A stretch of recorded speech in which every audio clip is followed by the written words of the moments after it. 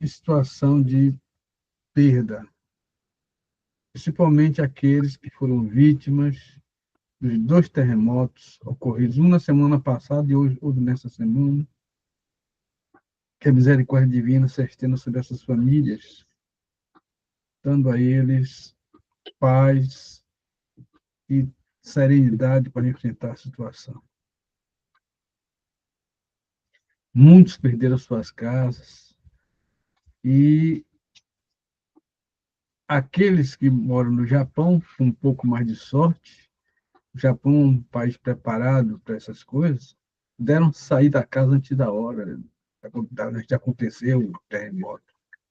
Mas na Indonésia, a coisa foi séria e morreram, segundo a estimativa, mais de 1.000 pessoas, fora os feridos, que foram o triplo. Que Deus tenha compaixão deles, que eles possam resolver a situação de penúria deles, devido a esse fenômeno, que é o fenômeno da própria terra, que Jesus possa confortar eles. Rogamos também pelos que se encontram nos pronto-socorro, nas casas de caridade, nos orfanatos, nos abrigos de idosos, dos quais destacamos o abrigo de Tamir, que faz parte do nosso grupo. Que Jesus Cristo possa abençoar todas as pessoas, e também aqueles que se encontram jogados nas esquinas das ruas, perdidos, abandonados, que Deus tenha compaixão deles. Rogamos também, Jesus, possa os vossos mensageiros misericordiosos, os vossos anjos, os anjos de Deus, possam eles magnetizar a água colocada neste recinto, com esta finalidade, para que esta água mude, transforme-se as suas moléculas em tônico energético capaz de revitalizar todas as células de nosso organismo, medicamento eficaz contra todas as doenças do corpo e da alma, que assim seja. E que essas bênçãos se estendam nos irmãos que moram em edifícios, a todos os que se encontram no edifício, sendo irradiado magneticamente o reservatório do edifício. Levantamos os olhos para vós, Eterno, e nos sentimos fortificados. Sós a nossa força, não nos abandoneis, ó meu Deus, esmaga-nos o peso das nossas iniquidades, ajudai-nos. Conhecendo as fraquezas da nossa carne, não afasteis de nós as vossas preciosas vistas. Somos fracos, meu Pai, mas o vosso amor nos sustentará. Somos devorados por uma sede ardente. Fazei jorrar a fonte de água pura e cristalina da verdade e do bem, e ficaremos saciados. Que a nossa boca não se abra para murmurar contra os aborrecimentos e as aflições do dia a dia, mas sim, meu Pai, para cantar os vossos louvores, porque só vós sois bom, só vós sois justo e nos perdoas, Pai. Sois o fim, sois o objetivo das nossas existências. Bendito e louvado seja o vosso santo nome, que assim seja. Em nome de Deus, em nome de Jesus, então foi iniciada a reunião de estudo da noite de hoje. Viva Jesus, Deus está presente em nossas vidas e em nosso coração.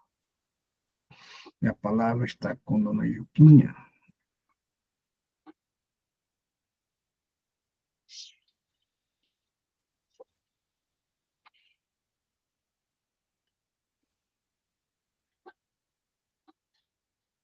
Crer em vão, pelo qual também sois salvos, se o retiverdes, tal como vou tenho anunciado, se não é que creste em vão.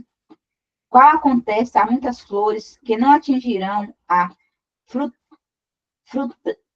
frutescência na estação adequada. Existem inúmeras almas no serviço da crença que não alcançam em longos períodos de luta terrestre a iluminação de si mesma, por haverem crido em vão nos trilhos da vida. Paulo de Tarso foi muito explícito quando asseverou aos coríntios que eles seriam salvos se retivesse o evangelho. A revelação de Jesus é campo externo onde há lugar para todos os homens, em nos referindo aos serviços diversos. Muitos chegam à obra, todavia, não passa além da letra, cooperando nas organizações puramente intelectuais. Uns improvisam sistemas teológicos, outros contribuem na estatística e outros ainda se preocupam com a localização histórica do Senhor.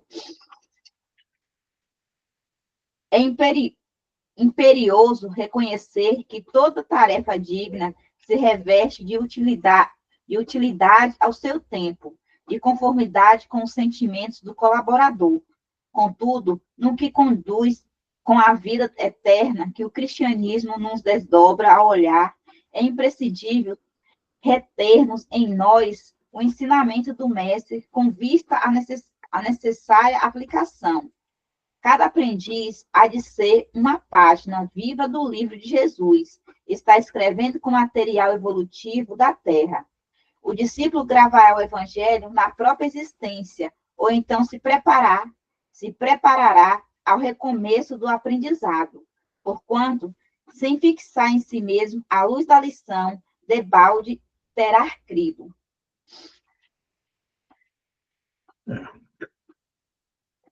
Jesus Cristo deixou bem claro para todos nós que o que vale no ser humano não é a aparência, mas a reta justiça. O interior é o espírito que realmente Deus quer ver crescer, porque a criação de Deus é uma criação permanente. Por isso que ele disse: façamos o homem à nossa imagem e semelhança. Deus é espírito, e é em espírito que ele quer ser adorado. É em espírito que ele quer que a educação do ser humano se complemente. A carne é uma coisa provisória, é apenas uma vestimenta que nós utilizamos como uma máquina que nós usamos para exercer a sua funcionalidade, produzindo em nós o respectivo crescimento espiritual. É para isso que serve a carne, e é para isso que serve tudo referente à carne.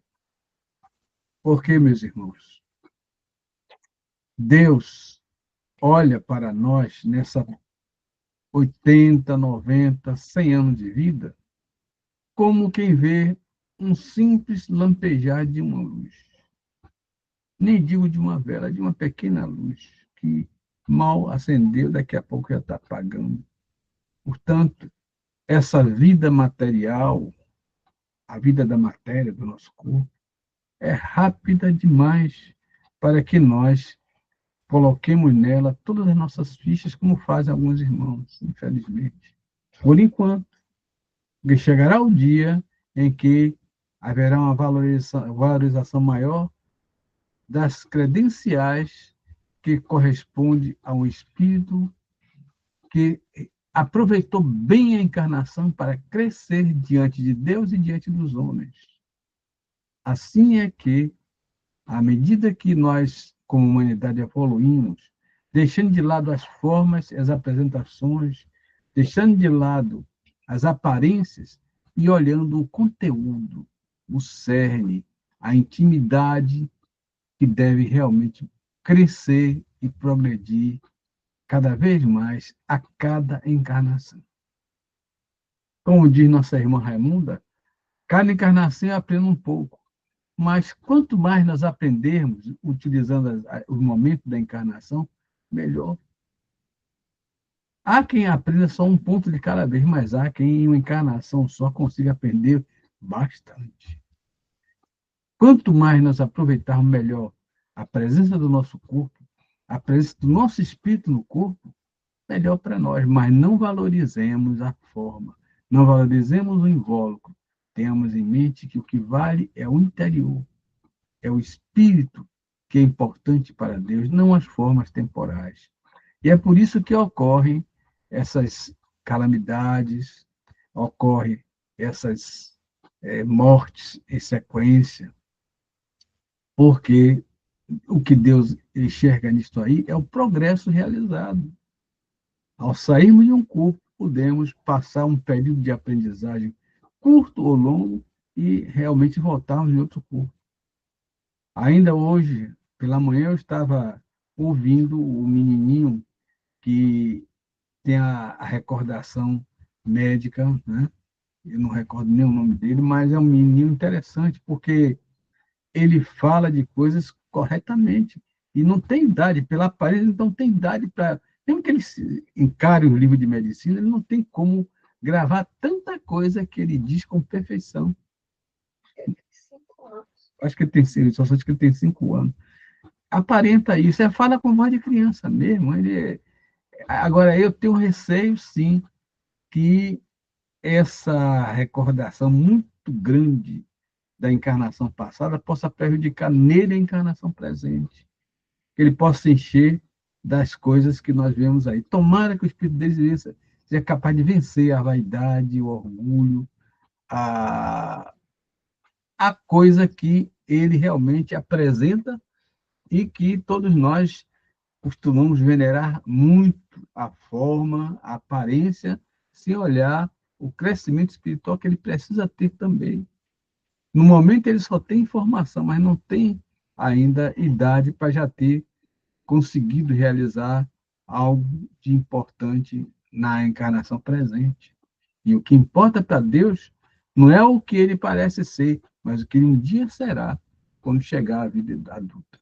E a palavra está franqueada a todos vocês. Talvez, meu tio, os pais dele é que torne ele assim. Porque eu acho que conhecimento do bem você não perde nunca, depois que você adquire. Porém, se ele realmente passar a ser uma pessoa muito vaidosa desse conhecimento, e eu acho que os pais já estão prejudicando ele no sentido de que eles expõem ele na internet atrás de seguidores para monetizar.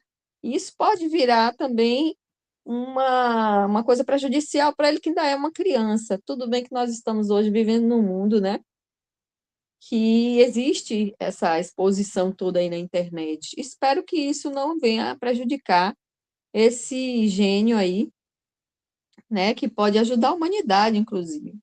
Mas se eu fosse meu filho, eu preservava ele, deixava ele ser criança, porque agora ele é uma criança, ele não é um médico. Né? Que incentive botando para ler, botando em escolas, aprendendo línguas, aprendendo tudo que for possível para ele aprender, mas não transformando ele numa coisa de circo, numa coisa um fenômeno na internet. Se fosse meu filho, eu preservava mais nesse aspecto, né? Eu penso igual, Mário. Eu também acho que estão expondo muito ele. E isso aí poderá atrapalhar até a encarnação dele, né? A encarnação que chega com toda a força e que pode ser prejudicada por essa exposição excessiva, que vai atrair a vaidade e o orgulho. A gente já sente um pouquinho disso nele, quando ele diz, ele dá um beijo e diz, como é que ele diz, meu Deus, não sei o quê, meus amados, meus queridos, meus amores. Eu já sinto assim, já é um pouco de vaidade, presunção. A gente sente um pouco, né? Pode até não ser, mas dá a impressão, né? Mas como nós julgamos pela aparência, a aparência que eu tenho é essa, de que ele já está começando já a partir para a presunção. Ele não é uma criança. Ele Não, vai. é um tema que tem se discutido muito, que é a adultização, né, das crianças, justamente pelo que Imara falou, né? Na internet, os pais têm feito isso, né? Expondo as crianças, adultizando, até para ganho financeiro. E muitas vezes essa fala é uma fala, inclusive, dos próprios, que os próprios pais pedem para a criança falar. Ó, comece assim, falando desse jeito, né? Talvez não seja nenhuma fala dele. É possível. A verdade é que as pessoas hoje em dia. O conhecimento assim é dele. Não, o conhecimento é dele, naturalmente. Ele não fala Não, eu nada não estou errado, não. falando do conhecimento, eu estou falando da forma de passar esse conhecimento.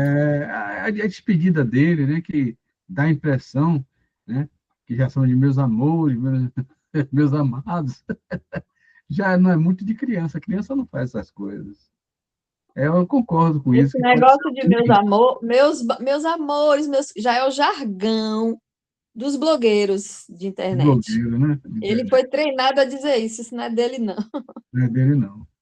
Agora, o prejuízo que ele possa ter na encarnação é considerável. Tomara que ele seja um espírito realmente poderoso que consiga driblar até a própria mãe e os pais que estão deixando ele seguir nesse caminho assim, exposto, né? Que ele tenha a força moral para se sobrepor a tudo isso, porque é possível. É possível, sim, porque não é que um camarada nasce filho de uma mãe bêbada, de um pai embriagado, que ele vai ser cachaceiro, não. Ele pode conseguir, sim, não ser viciado. Assim como aqueles que nascem no meio das ruas, né, filho de prostituta e sem saber nem quem é o pai, ser uma pessoa importante, até um empresário, uma pessoa de alto nível, né, que consiga estudar. Que Haroldo Dutra me perdoe. Haroldo Dutra é um exemplo disso. A mãe dele, vocês sabem a história dele, não sei se todos vocês conhecem, foi empregada doméstica e o patrãozinho, né, o filho do patrão, passou ela e dessa união nasceu Haroldo Dutra. Acredito eu que os pais dele devem ter tomado Haroldo Dutra para criar ou para educar, porque senão ele não teria a menor condição de ser o que ele é hoje. Mas, vocês imaginem, como ele mesmo disse, eu ficava de casa em casa. Não é uma educação para uma criança. E ele conseguiu se sobrepor a tudo isso, se formar em direito, e dentro do direito ele conseguir ser o que ele é realmente, que é um magistrado. Então, é possível, sim, uma criança que nasce de uma forma não muito coerente com o correto, se tornar uma grande pessoa, né? Porém, é difícil. É preciso que o espírito se sobreponha. A gente vê que Haroldo tem um camarada que ele é um espírito de escola, não, sem dúvida nenhuma. Ele não é um espírito qualquer, ele é um espírito de escola. Por isso que ele pôde se sobrepor a tudo isso. Quer dizer, encontrou no sofrimento, porque você se sente mal nascendo numa situação constrangedora como a dele, né? Eu não tenho procuração para botar a vida dele para fora, espero que ele me perdoe, eu estou dizendo isso para vocês, mas como o nosso. O que eu estou dizendo é o que ele falou, que ele realmente foi que falou tudo isso, né? É que ele não vai suportar. Mas a verdade é que ele deve ter sofrido muito até chegar aonde ele chegou, que é uma vitória incrível para uma pessoa que teve um começo complicado. E aí a gente ficou olhando assim, filho de casais normais, e tem tudo, e de repente já não quer mais nada, não quer estudar, não sabe para que veio. Quer dizer, a gente vê a diferença entre o espírito como o de Haroldo Dutra, que se sobrepôs a tudo isso, e esses espíritos que se desfazem em pouca coisa ou com quase nada, e passam a fazer parte da chamada juventude transviada, né? Porque tem tudo, e é o chamado como é? É o sem motivo nenhum, ele se torna um agressivo, se torna uma pessoa deslocada, um viciado, e vai fazer parte de grupos que corresponde muito mais a quem está de fora do que até uma educação que está recebendo. É a grande luta dos pais hoje em dia. A gente dá graças a Deus que um filho não dá. Geração Nutella. É, geração Nutella, como o Sassal está dizendo aqui. Geração Nutella. Quer dizer, a gente dá graças a Deus quando pelo menos não vai ser traficante nem viciado. Graças a Deus, meu filho é muito bom, porque não é isso. Quando deveria o camarada aproveitar a oportunidade que teve, né? De um pai, de uma mãe normal, com tudo de ter direito, e crescer, como tantos crescem, aproveitando essa plataforma inicial que é o pai e uma mãe. Pai e mãe é uma bênção de Deus. Um lar estável uma plataforma para o cara crescer espiritualmente e materialmente também. Então, é inadmissível que um espírito tenha uma chance dessa e não aproveite e jogue fora. Vai ter muito que explicar quando chegar do lado de lá. Por que desperdiçou? Por que se tornou refratário à educação que recebeu? A não ser que os pais, mesmo tendo uma situação normal, não dê a ele a educação que deveria dar. Porque aí já a responsabilidade é dividida, né? Não é tudo dos pais, mas também não é tudo dele. Não recebeu educação, não teve. Que até às vezes acontece também isso. A criança precisa, sim, receber a educação dos seus pais. Não é de psicólogo nem de psiquiatra, é dos seus pais. Essa é a obrigação do pai, educar o filho. E fazer dele uma pessoa digna através dos estímulos que recebeu. E a palavra está franqueada a todos vocês. Assim, esse tema é bastante polêmico. Eu não tenho nada contra os blogueiros, nem as pessoas que, sim, através de sua inteligência, se destacam aí na internet e criam alguma coisa interessante que atrai os views, né? Os muitos views o interesse de muitas pessoas. Tudo certo, mas eu sou contra a exposição e a exploração de criança. Criança tem que ser criança e não já enfrentar esse mundo da exposição, que não é coisa fácil, não. Quando você se expõe, você está sujeito a todo tipo de crítica, a todo tipo de coisa que você, né, passa. Você não deixa de ser uma pessoa particular para ser uma pessoa pública. Eu penso assim. E isso é muito difícil de enfrentar, muitas vezes. Muitas pessoas perdem a cabeça. Adulta, imagine uma criança, não é? Estragar uma encarnação, né? Porque a gente sabe que a maioria das encarnações, com exceção daquelas encarnações compulsórias, que são exceções da regra, a maioria das encarnações são projetadas, são planejadas. Tem gente apostando em nós, tem gente apostando em nosso êxito, e que estão dispostos a colaborar conosco, mesmo sem saber, mesmo se a gente pedir até.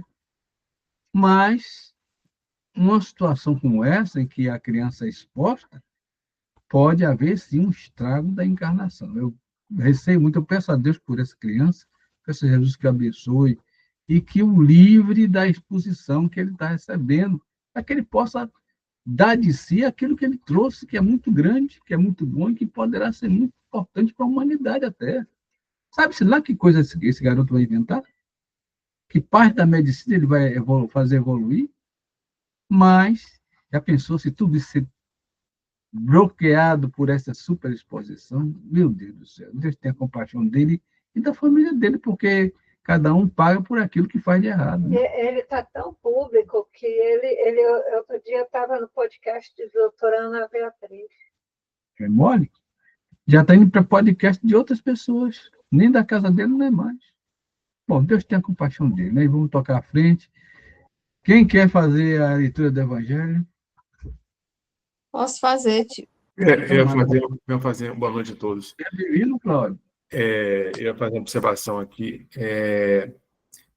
que essa questão que o senhor mencionou, né, da questão dos pais serem personagens atuantes, né, não só os pais, mas a família, né, de forma ampla, serem referência na vida de outros, dos espíritos que ali vêm para serem orientados na família, né?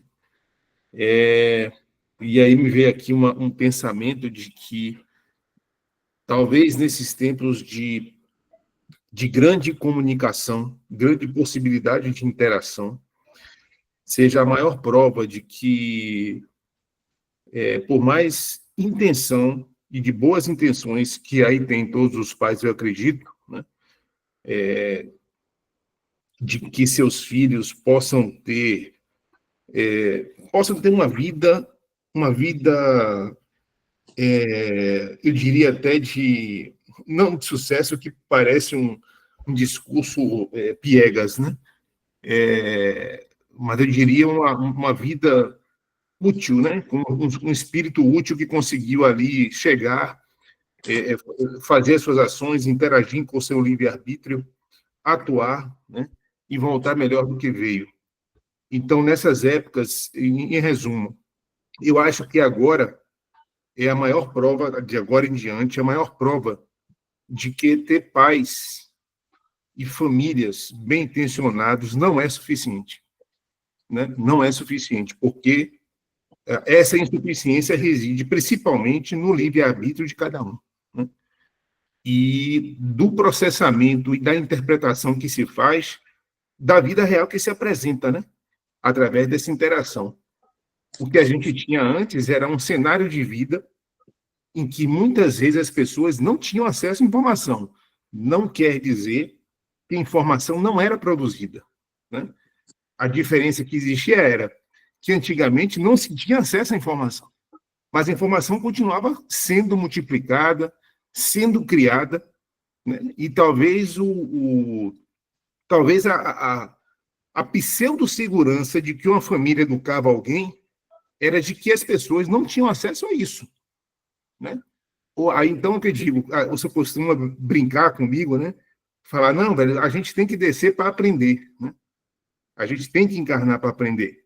E aí eu falo, agora, os pais, eles estão passando pela prova, não só os pais, fez a família, estão passando pela prova dura, né, de que nem sempre o que eles acham em relação aos seres que estão ali é suficiente, no sentido da orientação, né? Eu até diria, no sentido bom da palavra, do controle, né, que se tinha aparente sobre os filhos. Hoje não existe mais, né? A vida nos trouxe para um ponto que tudo é questionável, tudo, né? E aí eu acho que o que vai fazer diferença, de fato, é a essência de Deus dentro de cada espírito para uso, eu diria, para um uso racional e essencial do seu livre-arbítrio. É importante que o espírito tenha realmente uma bagagem que realmente vai facilitar a vida dele. Mas, Cláudia, diga a você que a influência de um pai e de uma mãe é muito grande sobre uma criança. Vou dar só um exemplo meu e de meu irmão. Nossa mãe costumava nos advertir, principalmente meu irmão, que seu pai era paquerador pra caramba.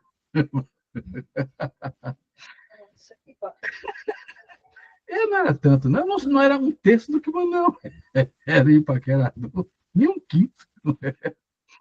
Mas ele era um rapaz de boa aparência, era um rapaz que sempre foi trabalhador, lutador, batalhador, ótima natureza, alegre, expansivo, né? E eu era mais assim, tipo, sei lá, era meio tipo cowboy solitário, né? E Manoel era expansivo mesmo, ele tinha muitos amigos. Eu tinha poucos, ele tinha muitos. Então, nossa mãe nos dizia, porque eu também tinha minhas namoradinhas, claro, né? E ela dizia sempre a nós: olha, vocês lembrem que a moça tem pouco tempo para escolher o seu futuro esposo. Então, não tomem tempo das filhas dos outros. Se vocês verem que não vai dar certo para vocês casarem, então dê um tempo e deixe a moça viver a vida dela e escolher o seu marido. E tanto o Manuel como eu fazíamos isso, né? Realmente, eu me lembro de uma determinada amiga que eu dei ela 6 meses. Esses 6 meses eu vi que não dá certo, eu caí fora e pronto. Mas era assim que a gente fazia. A gente respeitava um certo limite, e por isso talvez que a gente tinha muita namorada, né? Porque 6 meses com uma, 4 com outra, 3 com uma, mas só solta que galinha. Mas a verdade é que a gente obedecia muito, entende? Talvez até esse fato seja besteira, mas olha a influência que mãe tem. Quando eu estava demorando no almoço, eu pensava nisso. Né? Minha mãe disse que eu não tomasse muito tempo da criatura. Estou vendo que o negócio não vai dar certo, é melhor cair fora logo. mesmo que ela não queira me segurar, mas eu vou cair fora mesmo. Porque é importante que ela tenha tempo de encontrar outro que dê mais certo com ela. Eu pensava assim, por influência de minha mãe. E eu não tinha pai, porque meu pai morreu quando eu tinha 14 anos. Então, minha mãe era, vamos dizer assim, minha mestra. É importante, viu? Influi na criança, mesmo no adolescente, influi muito. E, com certeza, é melhor do que conselho de quem está de fora, com toda certeza. E a palavra está franqueada a todos vocês. Eu tô rindo aqui, viu, meu tio? Quer dizer que vocês dois eram Galinha. os Dom Juan do Caminho de Areia. Não, eu só dizendo que nós éramos galinha. Né? Ai, minha mãe diz a mesma coisa de meu pai, viu? O seu pai Não era... pode ver não pode ver um rabo de saia que fica logo romântico. Foi um tempo bom, foi um tempo bom, nossa adolescência, nossa...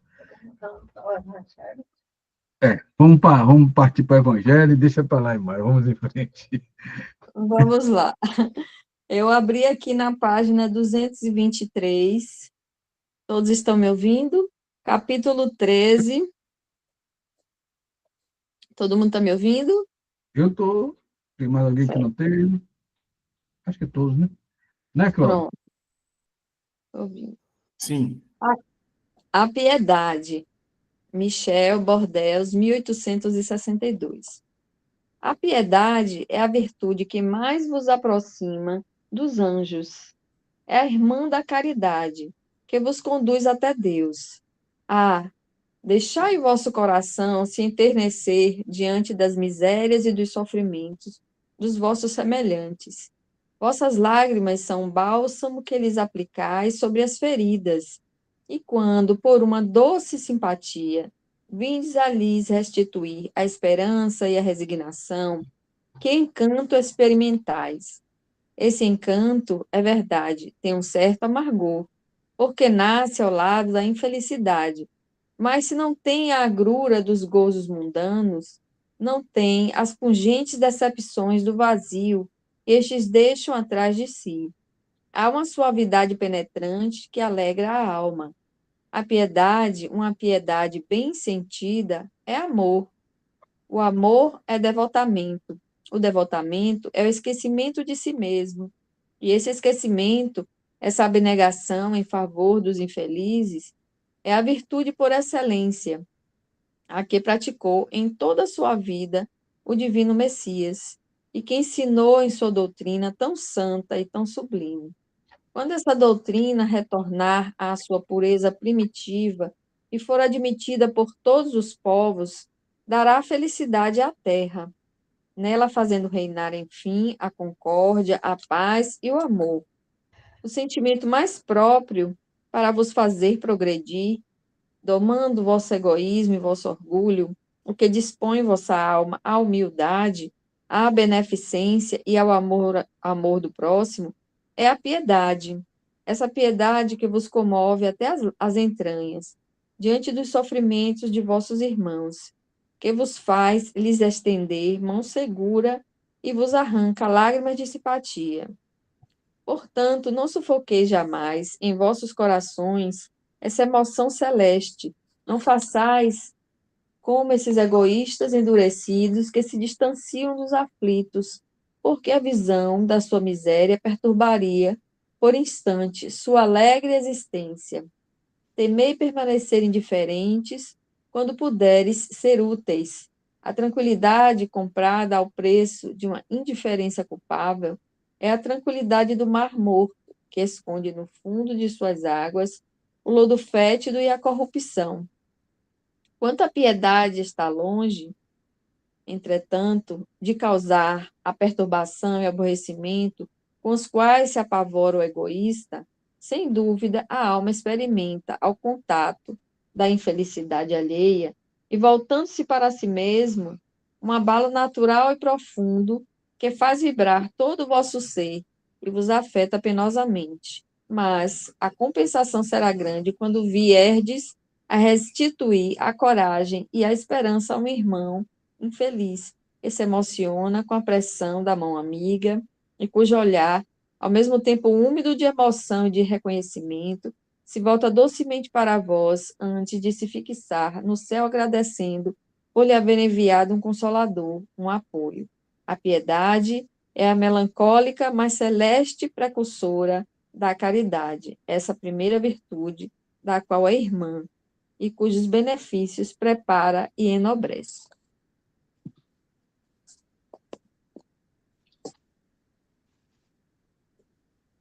Meus irmãos, a caridade é a pedra fundamental do cristão. Eu não digo nem do espírito, do cristão. O cristão que não tem em si a caridade, ele está fora de Jesus. Porque Jesus praticou a caridade o tempo todo. E caridade não é só dar dinheiro, caridade não é só dar coisas materiais. Caridade é apoiar, é colocar o ombro para alguém chorar, é ouvir ao invés de falar, né? E procurar, na medida do possível, sentir a necessidade que o irmão tem. Seja de coisas materiais, seja de coisas espirituais, ou até de uma simples prece. Porque tem pessoas que, de alguma forma, estão longe de poder chegar até nós, para que nós possamos ajudar de outra forma. Mas, por mais pobre que uma pessoa seja, ela tem uma prece para dar para outro irmão que está sofrendo e que está passando por uma prova. Porque não é todo mundo que vai abrir a intimidade para nós. Mas nós também não somos cegos nem surdos para não ver que aquela pessoa está sofrendo, que está passando por uma situação difícil, e que você, orando, poderá até minimizar o sofrimento daquela pessoa. Principalmente se aquela pessoa for uma pessoa que é sua inimiga, que é por isso que você não pode se aproximar dela, que é um adversário, e que você sente que ela precisa de prece para poder até crescer espiritualmente. A oração une. Uma das maneiras melhores de nós nos vermos livres das pessoas que nós não gostamos é orar por elas. É manter elas bem distantes de nós através da prece. Não rezando para acontecer coisa ruim, mas para acontecer coisa boa para ela se espiritualizar, para ela crescer moralmente, né? Porque se ela crescer moralmente, ela até faz as pazes com você. Quem sabe? E aí você não precisa mais ficar preocupada com ela. Enfim, temos que usar das qualidades que Deus quer em nós, que é a compaixão, que é a misericórdia, que é a bondade, e na nossa simplicidade nós possamos também, no mínimo, fazer com que aquela pessoa seja atendida espiritualmente através da caridade da prece. Use, portanto, a prece é uma coisa que não custa dinheiro, custa apenas amor, compaixão e a vontade de servir. Que a nossa vontade de servir nunca desapareça de nós. Que possamos sempre estar predispostos ao bem, predispostos a auxiliar todos aqueles que buscam a nossa assistência, todos aqueles que buscam alguma coisa que nós possamos dar. Muitas vezes é fundamental que surja uma pessoa em nossa vida em um momento grave de aflição nossa. Eu estava assistindo o programa de Luciano Huck agora de tarde, e a moça que estava fazendo aquele negócio que tem no nome daquela bola, né? Uau. Wall, né? O muro que é o muro wall, né? E então essa pessoa é uma pessoa que abandonou o emprego para servir a humanidade. Ela não se sentia bem só atuando em prol de si própria. E fez uma carta para Luciano Huck para ver se conseguia que Luciano Huck desse um prédio para que ela pudesse fazer o que ela queria, né? Praticar caridade, e ele não atendeu. Agora ela veio no UOL e levou quase R$ 200.000 para poder iniciar a construção da casa que ela quer para atender as pessoas que estão em situações de desespero. Ele já levou algumas pessoas que ela já ajudou, entre os quais, aí que vem o caso, uma mulher que ela encontrou na hora que essa pessoa mais precisava. Ela estava grávida de gêmeos, estava sem residência e desempregada. Então, ela conheceu essa pessoa e foi providencial para que essa pessoa se estabilizasse e pudesse retomar sua vida, ter seus filhos e poder manter esses filhos e ainda construir um lar. Eu não vou contar os detalhes, até porque ela também não contou, né? Mas, às vezes, nós somos fundamentais em certos casos para certas pessoas. Porque Deus nos dá tudo que nós temos para que nós usemos assim. Ninguém leva nada para o lado de lá. Chegamos do lado de lá do jeito que nós chegamos aqui. Chegou aqui como? Nu. Chegamos todo mundo nu. Ninguém vive vestido de lá. Né? E quando nós vamos voltar para lá, vamos voltar também do mesmo jeito. Tudo vai ficar aqui. Os bens vão ficar para os que vão continuar aqui. Nós não. Nós vamos lá sem nada. Vamos levar o quê? Os bons pensamentos, as boas ações, as coisas boas que nós fizemos enquanto estamos encarnados. Ninguém é uma ilha e nós temos que ser realmente capazes de ajudar aqueles que estão ao nosso redor, desde que tenhamos acesso a essas pessoas. Porque tem pessoas que estão sofrendo, mas não dá acesso. Tem pessoas que não sofrem, mas não querem ser ajudadas. Aí não dá como, não tem como fazer nada. A não ser orar. Orar a gente pode. Quando a gente não tiver nada, não puder fazer nada, vamos fazer uma oração. É para estar tranquila a todos vocês. Essa leitura fala de um sentimento, como você mesmo falou, meu tio, que gera tudo isso. Você se mobilizar, essa história linda aí que você contou, que a mulher queria montar uma casa para ajudar pessoas que estão na pior, né? Na pior situação possível. Para isso ter acontecido, é o tema que fala da leitura, piedade. Piedade é isso, é a sua capacidade de se enternecer a ponto de se mobilizar, de chorar. Não só chorar e, tadinho, não.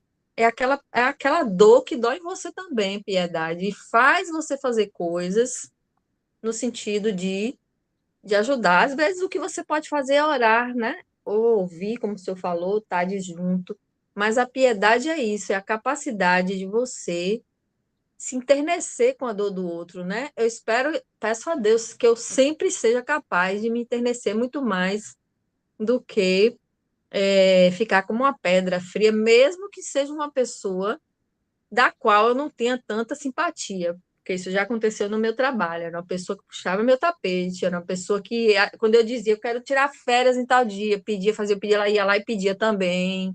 Ficava sempre me perseguindo, mas teve uma situação que ela viveu de extrema dificuldade, né, com doença e tudo mais na família dela, e que ela sofreu uma injustiça. Isso me comoveu, apesar dela não ser uma pessoa que é muito fácil você sentir piedade com pessoas que lhe fazem coisas boas. E eu quero que Deus me ajude a nunca perder a capacidade de sentir piedade, me sentir comovida com pessoas que não têm nada para me dar assim, a não ser essa pessoa acabou, a gente melhorou o relacionamento, porque numa situação de injustiça eu até fiquei do lado dela, né? Porque eu me senti também no lugar. E isso, né, é uma capacidade que eu peço a Deus para não deixar de ter. Nem sempre a gente tem essa elevação, né, da gente estar se sentindo comovido com o outro, está numa dificuldade, ainda mais nos dias de hoje, quando a gente vê o país tão dicotomizado, né? Tantos extremismos, a gente vê tantos absurdos que a gente vai acabar perdendo a capacidade de você se enternecer, mesmo que aquele outro não pense igual a você. Mas eu peço a Deus para não perder essa capacidade. Que a pior coisa que você pode sentir é ódio. E hoje em dia, tudo que acontece fomenta na gente esse sentimento. Eu peço a Deus para não me sentir odiando políticos ou situações ou pessoas, porque nós estamos numa guerra espiritual mesmo, e aí só Jesus, viu? Para fazer com que a gente nunca perca essa capacidade de piedade, de sentir piedade mesmo com aquele que pensa diferente de você e até já tenha lhe atacado alguma vez, não é? É. A pior coisa que nós podemos fazer é entrar na polarização, porque esse planeta, depois que nós sairmos dele, vai continuar sendo do jeito que é. A gente não vai mudar nada, nada, nada em termos de política. Não há nada que a gente possa fazer que mude a corrupção, que mude a má gestão e outras coisitas mais. Nós temos que gerir bem, sim, é a nossa espiritualização. Essa é importante para nós. Vamos procurar gerir bem a nossa espiritualização. Precisamos disso para que o nosso espírito cresça e possa adquirir condições de ajudar até melhor. Porque quanto mais nós crescemos espiritualmente, mas o universo conspira para que nós cresçamos mais ainda, porque Deus precisa de seus filhos, Deus precisa da sua criação. E a maneira de nós crescermos, de nós evoluirmos, é não nos prendermos à materialidade. Porque tudo que nós vemos, tudo que nós pusermos olho, um dia vai sumir, um dia vai morrer. Porque Lavoisier descobriu a lei principal, inclusive, da gestão das coisas materiais, que é tudo um dia vai se transformar em uma outra coisa. Vocês veem que esses cataclismos que estão acontecendo aí, eu até listei aqui o que ocorreu em termos só de terremoto. Na Indonésia, foi mais de 1.000 e pouco. Teve também no Japão, onde morreram também pessoas. Eu nem estou vendo nada aqui. Enfim, essas coisas assim. No Japão, em 2011, teve um terremoto que matou 20.000 pessoas. Tudo que é visível vai se destruir. Tudo que é matéria vai se destruir. Porque uma coisa vai transformar na outra, pela lei de Lavoisier. E a natureza, nada se cria, tudo se transforma. Nosso próprio planeta, daqui a alguns milênios, também vai se transformar em outras coisas. Então, o importante é o nosso crescimento espiritual. Esse sim é que nos eleva diante de Deus e diante dos homens, e é o que nos faz ser capaz, como você mesmo disse, de se comover até com os inimigos, através da espiritualização. Porque aí nós não entendemos eles como inimigos. Não tem coisa pior do que vocês fazer inimizade com uma pessoa eterna. Porque o nosso inimigo também é eterno como nós. Ele também é filho do Altíssimo. Só está equivocado, mas ele também é eterno. Fazer inimigo com um cara que não morre? Tem coisa pior do que isso? Vamos procurar, de qualquer maneira, pelo menos rezar por ele para que ele se torne nosso amigo um dia, quem sabe? Se não nessa encarnação, em uma outra encarnação. Porque quando ele desencarnar, ele vai ver que a gente só fazia rezar por ele. Aí, para que eu interpretei tão mal aquela pessoa? Ele rezava por mim, eu nem merecia. E aí, no futuro próximo, ele poderá vir até ser uma pessoa da nossa comunidade, amiga, tal coisa, e até nos servir. Como todos nós devemos servir uns aos outros. Como Jesus disse, aquele que quiser ser o maior entre vós, seja esse o servo de todos. Essa é a palavra de Jesus para com o nosso relacionamento com o resto da humanidade. Sejamos os servos de todos, para poder ser o melhor. Porque título, quer chegar no plano espiritual, quem é o senhor? Eu sou o doutor. Ah, não. O doutor está lá morto, você deixou lá no caixão. Você é uma criatura de Deus. Vem para cá, para poder aprender mais sobre essas coisas. E assim por diante. Então, tudo fica na terra. Títulos, bens, tudo. Importante é o que nós fizemos da nossa vida. O que nós construímos de espiritualização na nossa vida. Porque é isso que Deus olha. Deus não liga muito para esse curto espaço de tempo que a gente passa como quem troca de roupa. aqui na Terra, essa rápida passagem, Deus não está nem aí. Está aí sim, porque a gente aproveitou dessa passagem, como a gente cresceu nessa passagem, em conhecimento, em experiência e em amor e compaixão e caridade, que é a virtude maior. E a palavra continua franqueada com vocês. Eu fico observando, né, essas... Mara falou aí sobre a questão de alguns sentimentos que, às vezes, a gente tem o risco de voltar, né, a eles, e alguns pequenos sentimentos do tipo ódio, enfim, pequenos não no sentido de ser melhor ou pior, mas sentimentos, né? Sentimentos que fazem com que nos levem a refletir em que nível nós estamos, né, dessa evolução, enfim. Aí, para falar um pouco de mim, né, acho que é mais um testemunho mesmo. Algum tempo atrás, não muito longínquo, eu pensava em fazer alguns trabalhos sociais e tal. E hoje, há pouco tempo, eu me questionava muito sobre isso, né? Assim, era um desejo, sim, era um desejo, ainda é. Por outro lado, eu fico a pensar se é um desejo, como é que eu poderia dizer puro? Puro é muito, mas se é um real desejo, né? Se é o momento certo para esse desejo. Por que o momento certo? Porque eu ainda me pego, né, fazendo coisas ou pensando coisas, maldades, entende? Então, quando eu vejo, por exemplo, quando eu vejo esses seres que vieram para aqui, espíritos do tipo do Scott, Irmã Dulce, todos esses, né, que fizeram muito bem a vida, né, presentearam a gente com o cuidado e o amor deles. Cara, eu estou muito distante disso. E aí é um outro ponto.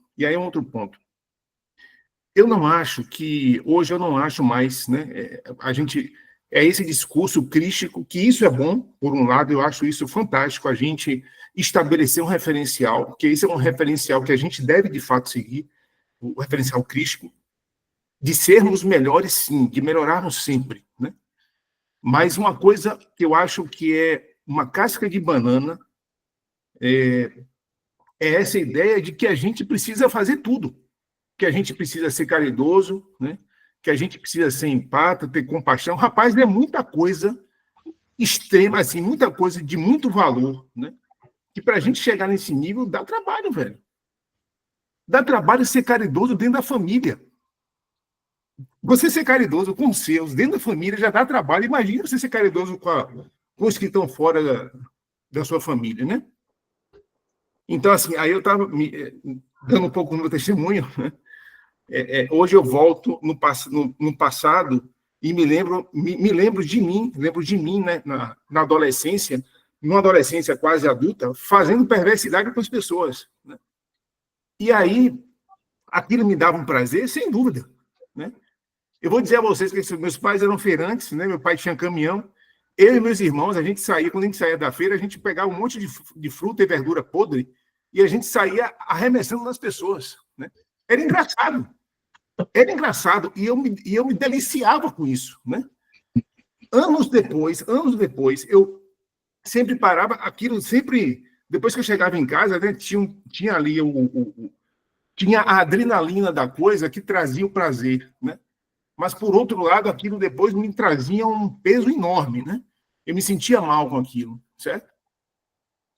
Mas não era suficiente me sentir mal para, da próxima vez que tivesse a oportunidade de fazer, eu não fizesse. Eu fazia de novo, certo? Até um dia que houve um evento, né? E aí uns meninos de rua, uns pivetes e tal, eles perceberam a onda e vieram para cima da gente, né? Aí, a partir desse dia, meu pai viu o que estava acontecendo e aí ficou de olho. Mas nem meu pai percebia o que estava acontecendo, né? Então, eu estou falando isso para dizer o seguinte: no meu caso, como testemunho, né, eu não desisti do trabalho de caridade, do trabalho de tentar ajudar pessoas, mas eu também me dou conta de que eu ainda preciso rastejar muito na caridade dentro da família para tentar chegar no nível desse de tentar ajudar quem está fora, entendeu? O caminho é longo e, graças a Deus, nós temos a infinitude para isso, né? A primeira coisa que acontece com modificação em você é reconhecer o que você fez de errado. Se você mantivesse aquela ideia de que o que você fez não era nada demais, aí você estaria paralisado no tempo. Mas você agora já reconhece que era errado. Então já houve um progresso, já houve uma evolução em você. Daí até você ajudar seus familiares, já é outro progresso. Quando você tiver a condição de, além de ajudar seus familiares, ajudar também pessoas de fora, aí você progride mais ainda, porque é assim que a gente progride. Ninguém passa de 1 para 1000 de uma vez, não. Tem que passar pelos outros números, entendeu? É devagarinho que a gente chega lá. Agora, a gente não pode desistir de progredir, porque o universo é dinâmico. O planeta está nas vésperas de uma grande revolução espiritual. As situações de umbral estão sendo esvaziadas e o planeta se prepara para uma nova mudança do geral. Claro que ninguém vai virar santo, né? Mas vão ficar aquelas pessoas que realmente querem crescer espiritualmente. Quem é que vai sair? Aqueles que não querem crescer, estão estagnados e querem permanecer assim, como aquela história de Gabriela, né? Nasci assim, eu cresci assim, você sempre é assim. Esses vão tudo caminhar para degredo. Mas aqueles que, como você, que já está prestando atenção no que fez de errado e está querendo modificar, você está dentro do caminho da evolução, meu filho. Aí você só vai progredir. Chegará o dia em que você vai desencarnar, pelo menos você já deu 2, 3 ou 4, ou até mais passos da sua jornada espiritual. O importante é o progresso. E é isso que Deus olha. Deus não olha nada além disso. A aparência, ninguém. Não é porque a pessoa vai frequentar uma igreja, lavar, limpar, etc. Tal, construir até uma igreja e tudo mais, que ele vai ser salvo. Ele vai ser salvo pelas ações dele, pelas suas modificações, pela sua cristianização. O que é cristianizar? Seguir o Cristo. Fazer o que Cristo pediu que nós fizéssemos. Jesus Cristo é o quê? Nosso líder, modelo e guia. E é ele que temos que seguir. E um dia esse planeta será cristianizado, totalmente. Eu não digo agora, né? Nem mesmo com a mudança que vem por aí, ainda não vai ser ainda também nesse período. Mas, quando chegar em planeta feliz, a coisa já vai mudar para o lado da cristianização. Então, é nesse caminho que você já está um pequeno progresso, mas é melhor um pouco progresso do que progresso nenhum. Entendeu, Cláudio? Graças a Deus eu não pego mais em frutas e verduras. Pois é. Agora, já tem um karma. Após a encarnação, você não pode reclamar que alguém picar uma verdura na sua casa. Não pode reclamar. Mas é isso aí. Já está progredindo. Poderia vir dessa encarnação, né, doutor? Até pode, né? Se você quiser antecipar. Só que você tem que contratar alguém para fazer isso. É história interessante esse assunto. É coisa de menino mesmo. Ô Isis, você e Cláudio não participaram da reunião passada? Deixa eu atualizar vocês. O nosso livro ficou pronto. Está pronto para ir para o prelo. E eu tenho umas poucas dúvidas ainda a tirar com vocês sobre a questão, mas uma coisa está certa. Quem está presente, a maioria esmagadora admitiu que o livro precisa ter ilustrações. E isso vai ser feito. Eu já vi algumas ilustrações, eu vou até mandar para vocês um livro já com ilustrações, e vou mandar algumas ilustrações para vocês verem se pode substituir uma por outra, porque isso é possível, né? E o que eu quero saber também de Mara e Genesi, se ele já tem alguma ideia de uma empresa que nós possamos contratar para produzir o livro, se vocês já fizeram alguma investigação nesse sentido. Esse Como livro vai ser digital ou vai ser impresso? os dois, pretendemos os dois, que queremos a maior divulgação possível, né? Porque ele impresso vai gerar um custo alto, ele digital, o custo vai ser bem menor. É. O digital você pode baixar o PDF para ler, entendeu? Eu sei. Agora, impresso, você tem um custo alto de tinta, de papel, de gráfica, uma série de coisas que teria que bancar aí, entendeu? Genesi já se dispôs a todo mundo dar um tanto e a gente fazer o livro progredir, né? Eu acho que só precisamos saber o quanto seria esse custo. Já que você tocou nesse assunto, você não podia juntar com o Imar e ver isso aí, não? Quanto custa o livro impresso? Eu preciso, ó tio, para que eles façam orçamento, você tem que mandar uma amostra, um manuscrito. Eu vou mandar para vocês dois, né? Ele precisa do manuscrito para poder fazer. E como no Brasil você se apropriar da ideia, né? Não é coisa a não ser que você copie tudo na íntegra, né? Aí seria interessante fazer a patente, né? Também. A patente você manda uma cópia, duas cópias para a Biblioteca Central lá no Rio de Janeiro e eles lhe dão um número de série, um número. Aí você tem que mandar uma... Eu vou pegar um endereço para lhe dar da Biblioteca Central para você Ok, patentear, porque aí fica melhor, né? Aí você pode mandar para a livraria que for, ele já tem número de série na patente. tá Aí bom, ninguém vai roubar concordo. seu livro. Mas Concordo. eu ainda não Não é meu, é consigo nosso, ver né? isso, não. Eu vou verificar, viu? Mas aí você precisa. Eu vou lhe dar os endereços, telefone das editoras né, que eu pesquisei. E aí você manda o exemplar para que eles examinem. Certo. Algumas recebem, outras não recebem exemplar, outras passam para você orçamento, perguntam o número de páginas, né, que tipo de diagramação você vai querer, e eles dizem a tiragem mínima que você para fazer o contrato, né? Ok, Digamos assim, 50 exemplares, ou eles dizem a tiragem mínima, tá viu? certo. Faça isso então, que eu vou aguardar então Tá você mandar certo. para mim, viu? Tá bom. Eu vou procurar, porque tá guardado isso. Como eu abandonei para lá, deixei de lado o meu, né? O romance que eu tinha feito. Fiquei sem computador um tempo, agora eu já estou com um tablet aí. E aí eu vou procurar onde foi que eu guardei, porque eu guardei em algum lugar. Vou procurar esses endereços e passo para o senhor, viu? Tá bom, filhinha, tá bom. Só uma coisa aqui, em relação ainda àquele tema que a gente estava discutindo, esse testemunho de Cláudio me fez pensar aqui numa coisa, viu, Cláudio? Você era criança quando isso acontecia, adolescente, ainda estava ali, não é? Formando Eu a era, eu, personalidade.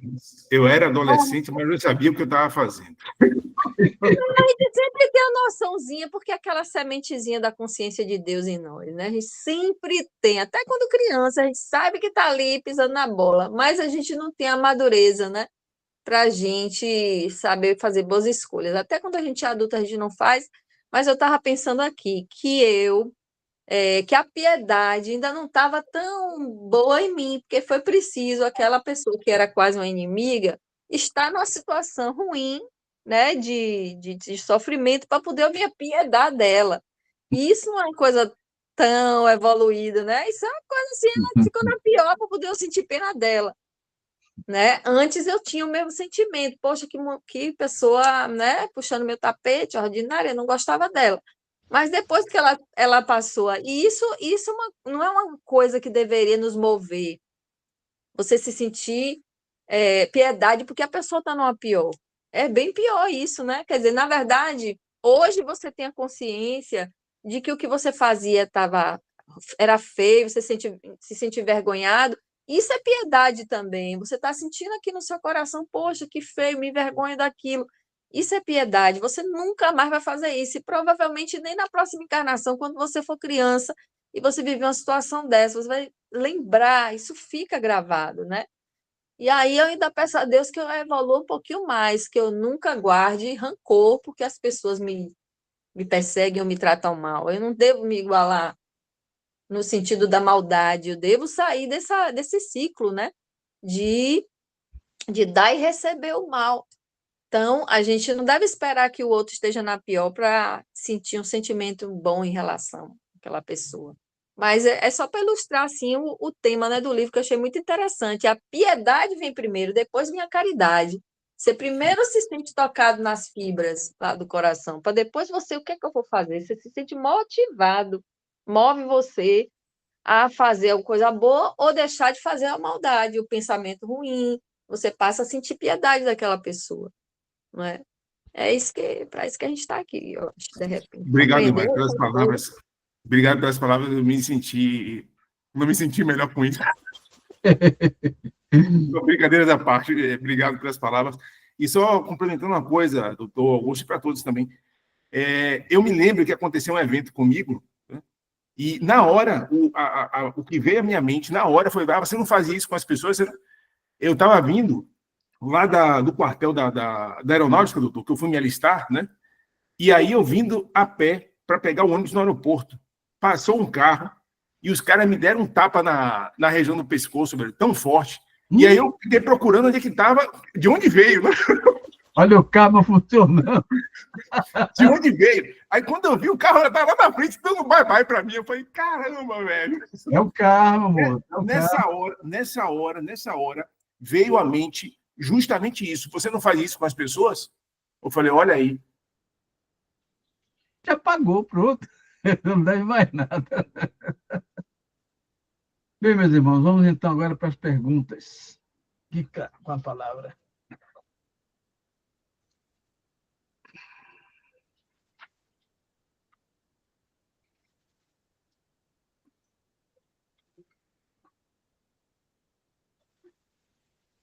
É dado ao homem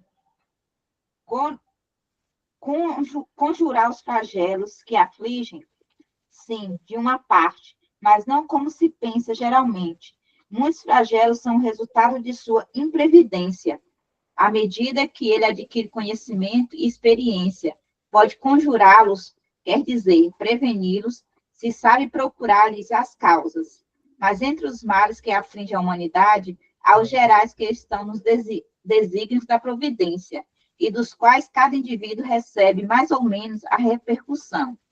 A estes o homem não pode opor, senão a resignação à vontade de Deus. E ainda esses males são agravados frequentemente pela sua negligência.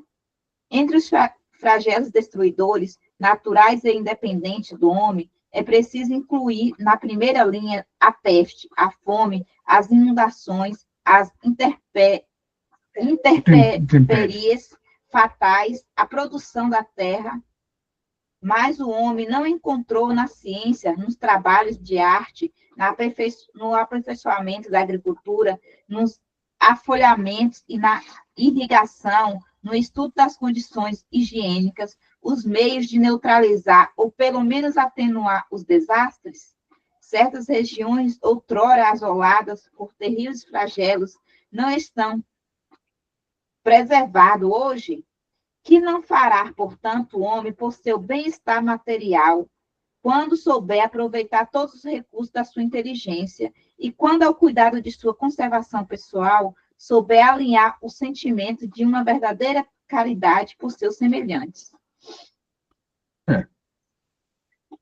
Então, comentamos na reunião anterior que em uma catástrofe, tem aqueles que só pensam em si, procuram se esconder, tem aqueles que pensam nos outros e saem procurando quem está sofrendo para salvar, e tem aqueles que correm tanto que acabam caindo na própria catástrofe.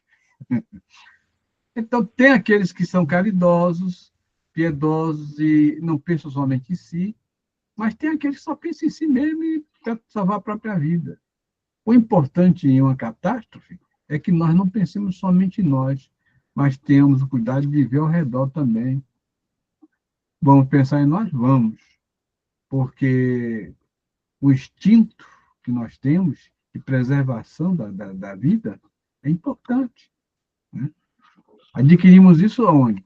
Adquirimos isso quando nós éramos, por exemplo, leões, zebras. Às vezes a pessoa está, no caso, na selva africana, tem aquela zebra distraída, boba, né? Mas quando ela passa de novo por outra vida, já ela sente que leão não presta e que tem que correr. E aí, pelo cheiro do leão, ela já está disparado. Quer dizer, cada vez que passa por uma encarnação, a gente vai adquirindo um sentido de autopreservação, até chegar hoje em dia ter esse instinto de autopreservação. É para isso que servem as encarnações, para a gente adquirir conhecimentos, adquirir evolução e adquirir também os instintos. Para chegar até aqui foi assim, na luta, né? E essas catástrofes faz que morra muita gente, mas quando nasce, aquele espírito que morreu ali já tem uma experiência de choque, né? E aqueles que naquele momento souberam ajudar outras pessoas já nascem com essa tendência, né? Os que correram e depois se arrependeram, já na outra vez não vai fazer assim. E é assim que a gente evolui.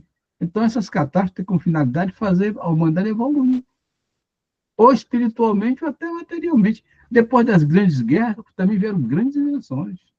Por quê? Porque pessoas meditaram, pessoas sentiram quais eram as grandes necessidades da humanidade, em vez de pensar em si, pensaram em toda a humanidade. E aí vieram as grandes invenções. Então, essas catástrofes têm a finalidade também de fazer acelerar a evolução. E como a vida é uma material, uma coisa passageira, o que vale é o espírito que fica e cresce. E a palavra está franqueada a todos vocês. Como ninguém quer falar, vamos à segunda pergunta. Guerras. Qual é a causa que leva o homem à guerra? Predominância da natureza animal sobre a natureza espiritual e satisfação das paixões. No estado de bárbaro, os povos não conhecem senão o direito do mais forte. Por isso, a guerra é para eles um estado normal. À medida que o homem progride, ele se torna menos frequente, porque ele evita as causas e, quando é necessário, sabe alinhá-la à humanidade. Exatamente. É o progresso que vem mesmo depois das guerras, né? O sentimento de fraternidade aumenta, a compaixão aparece, porque vemos o sofrimento dos outros, enxergamos nitidamente. Porque quando tudo está bem, a gente não enxerga, mas quando todo mundo está sofrendo, a gente enxerga. E o espírito vai sempre evoluindo, a cada encarnação, e diante das catástrofes, evolui mais depressa ainda. E a palavra continua franqueada. Vamos então à última pergunta, já que ninguém quer falar. A guerra desaparecerá um dia da face da terra? Sim, quando os homens compreenderem a justiça e praticarem a lei de Deus, então todos os povos serão irmãos. Compaixão, caridade, que envolve a fraternidade e o amor, né? É como Jesus dizia, amai-vos uns aos outros, como eu vos amei. Não há quem ame mais do que aquele que dá a vida por aquele a quem ama. E ele deu a vida dele por nós. Então, o amor é a finalidade maior da existência do homem aqui no planeta. O amor ao próximo. E esse amor ao próximo se desenvolve aos poucos, não é de vez. Viu, Cláudio? É de pouquinho em pouquinho. Um dia a gente chega lá. E Jesus deu esse exemplo para nós, de que devemos buscar a nossa evolução através das sucessivas vidas, usando bem a eternidade que todos nós temos. E como essa era a última pergunta, agradecendo a Jesus por tudo aquilo que foi dito e ouvido, e rogando a Ele que nos ilumine, que nos abençoe, que nos conduza para que possamos ser sempre ponte e nunca muro. Que Deus coloque dentro de nós a sua voz, o seu desejo, para que nós o realizemos. E nesses tempos de violência, Senhor Jesus, rogamos que proteja nossos lares e nossos familiares, afastando para longe de nós os ladrões, os bandidos, os perversos, os malvados encarnados e desencarnados. Sejam todos eles afastados, desviados, conduzidos para lugares distantes, longe de nossos lares, longe de nossos familiares. E que se arrependam do mal que tiverem feito até agora, que retornem ao bem, para que vós, Jesus, os sare. Porque Deus não quer a morte do pecador, mas sim o seu arrependimento. Pai nosso que estais nos céus, santificado seja o vosso nome. Venha a nós o vosso reino, e feita a vossa vontade, assim na terra como nos céus. Pão nosso de cada dia nos dai hoje, perdoa as nossas ofensas, assim como nós perdoamos a quem nos tem ofendido. E não nos deixes cair em novas tentações, mas livra-nos de todo o mal, e assim seja. Uma boa semana de trabalho para todos, e que a paz de Deus e a paz de Jesus esteja nos lares e nos corações de todos vocês, de todos que fazem parte desse grupo.